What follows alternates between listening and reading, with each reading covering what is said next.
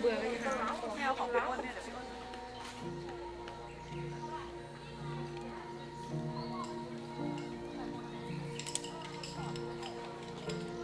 ต้นไม้เขาปลูกเอาไว้ปลูกไว้ดามเปล่าเดี๋ยวเพิ่งเดินทางได้ไหม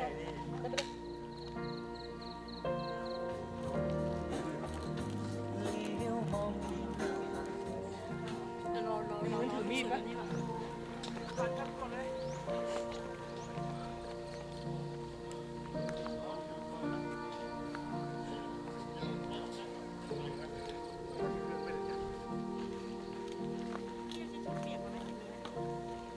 ยาดมยาหมองสเปรย์ยาคลายกล้ามเนื้อ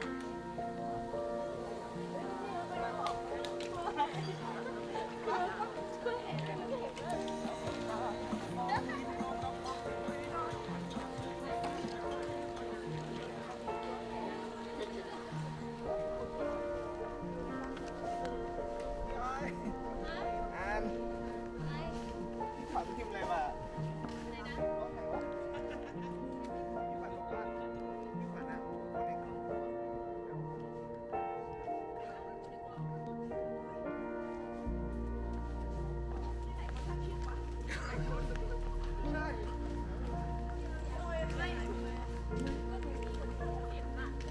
ก็เนี่ยดูขาดิ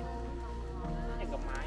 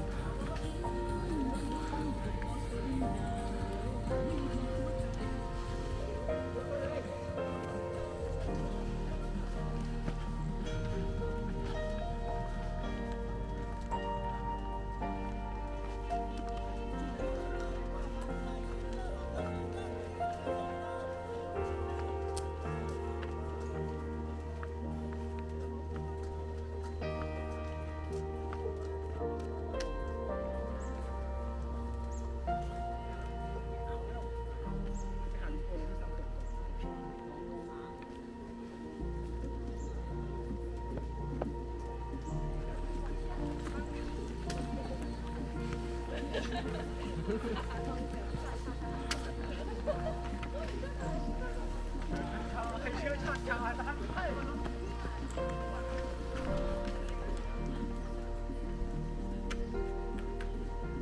นาคานี่ยากคือซ้ำเลยอ่ะมันชันแบบมันลำบากไปอะ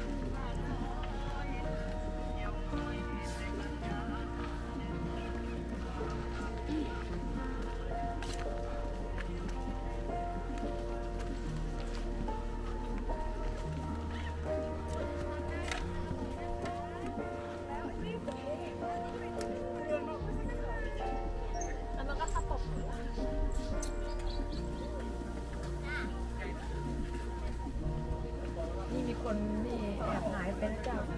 เชือกมาได้นะคะ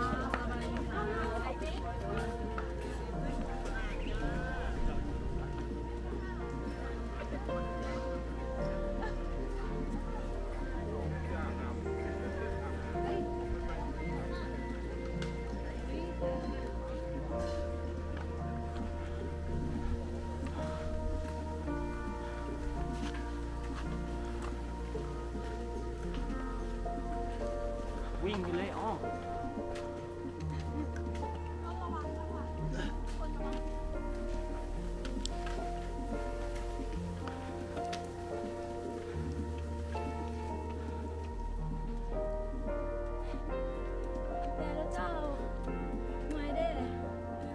มาท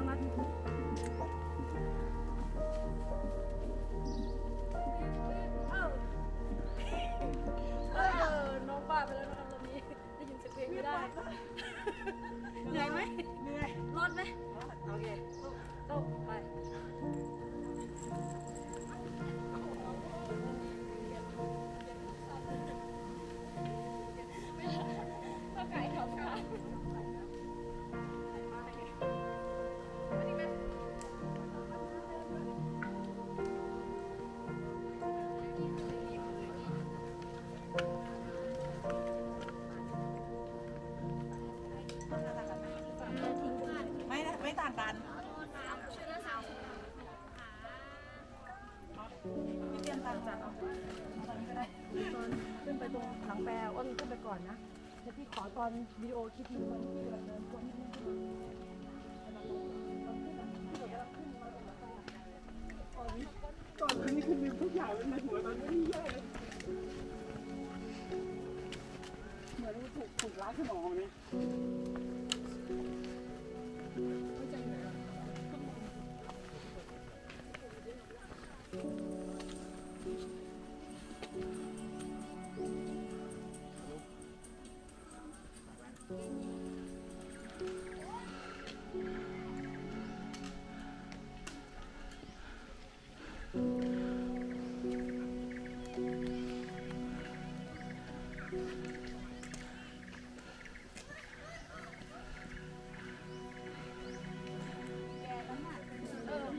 ไม่ได้อ่านว่ะ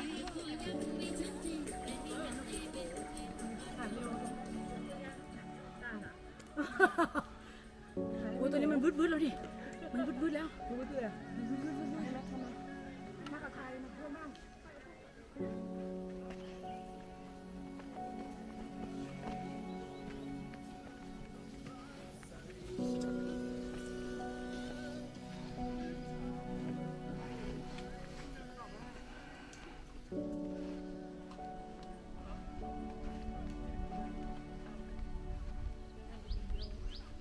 ตอนไหนก็ตอนนั้นอ่ะ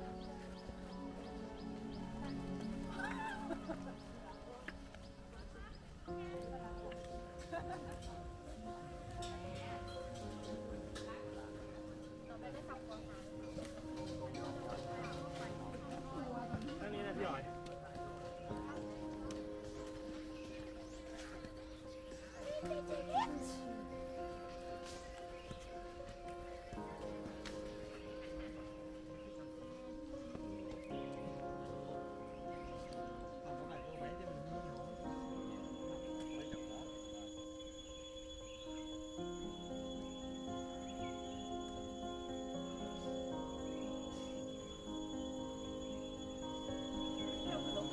วิ่งไปตลอดเหรอ ก็เดินได้ เดินวิ่ง ได้เดินวิ่งเดินได้เพื่อนพี่มาเทล อ แล้ว ร่อยนะแบบที่นี่เลย เขาจัดเมื่อเดือนปลายเดือนตุลาน่ะ ต้นพฤศจิกา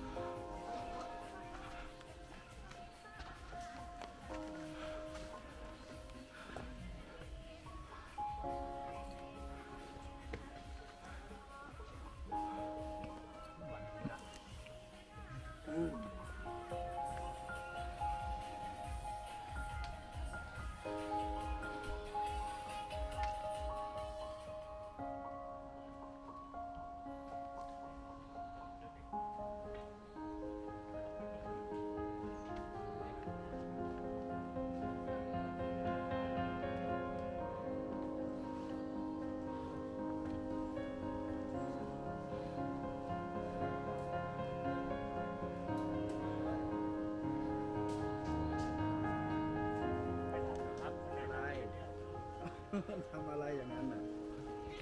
ดีบ้าตี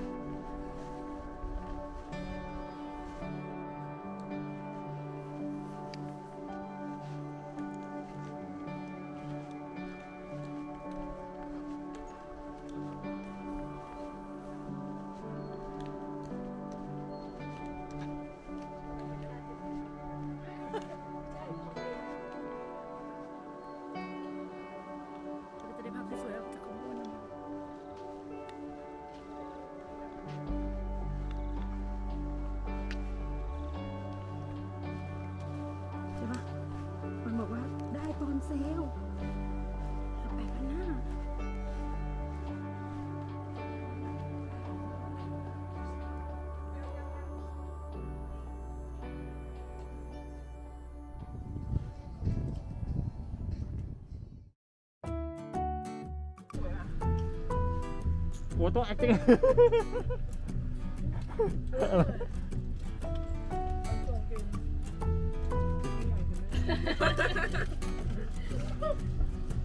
นายไม่รู้นายไม่รู้บอกว่าจะแกะ นี่เอาอยู่ในกระเป๋า หลอกหรือเปล่าบอกว่าให้แกไปโรกินด้วยกัน กินที่นู่นดิใจเย็น ไม่ได้แมงเรา ได้แล้ว ทำอะไรมาบ้าง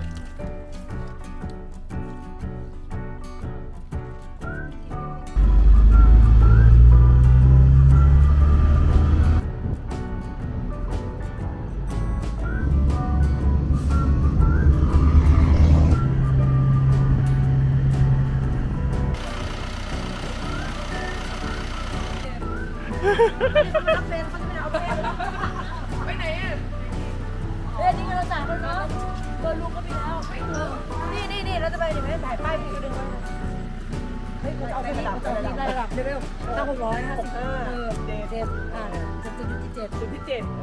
ก็ไม่ให้100เขา100มันจะราคา นี่แหละแล้ว แล้วอันนี้มันกลายเป็นเชียงคานเยอะใช่แล้วเขาไม่เอา แล้วเขาก็ถามว่า จะรับคน แล้ว เพิ่ม คุยได้ไหมบอกได้ ได้ ได้ ได้ ถ้ารถให้ก็เอารถให้ก็รับมาเลย ไม่ตอนแรกถามว่าถ้าได้ถ้าไม่ยอมลดราคานะถ้าไม่ยอมลดราคาแล้วคิดตังค์เข้าด้วยนะกูลงบอกลงคันใหม่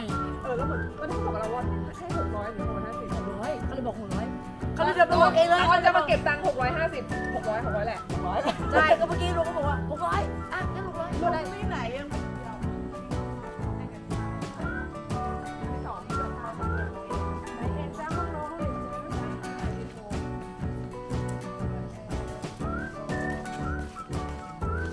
ไหนห้องน้องอ้นน่ะเป็นทางขึ้นภูกระดึง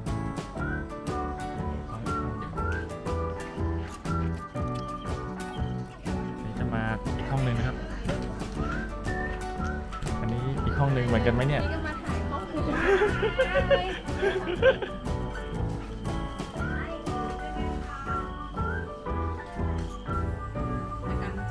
ล่าสุดก็ได้